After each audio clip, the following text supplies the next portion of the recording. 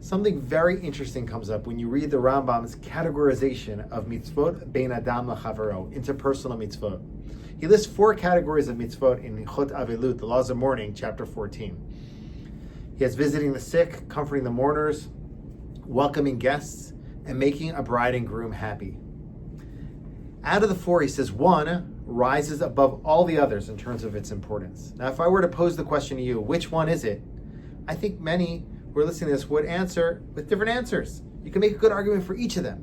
But the Rambam says the one that rises above all of them is welcoming guests. Why is that?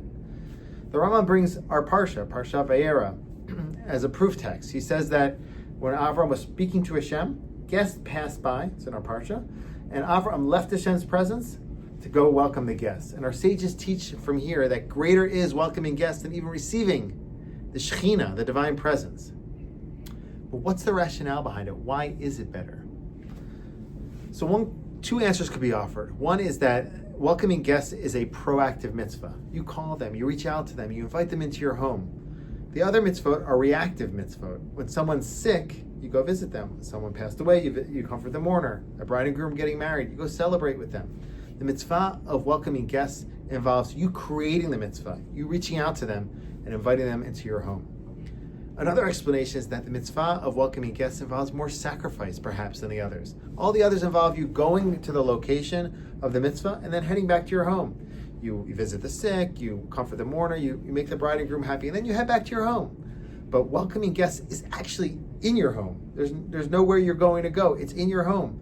And it involves a lot of sacrifice. You're spending money, you're spending time with the individual, extended periods of time if they're staying by you. And it's also an intrusion in some ways on your space. You're making space for them in your comfort zone, and you're allowing them to spend time with you and your family. So that involves more sacrifice, and in addition, it's a proactive mitzvah.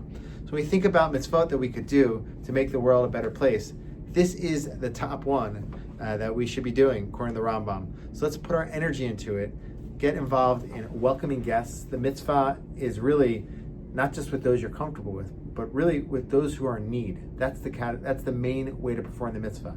Find people who are in need, bring them into your home, and perform the mitzvah. And Bezrat Hashem, God willing, you receive all the blessings that Avram received for his mitzvah of welcoming guests.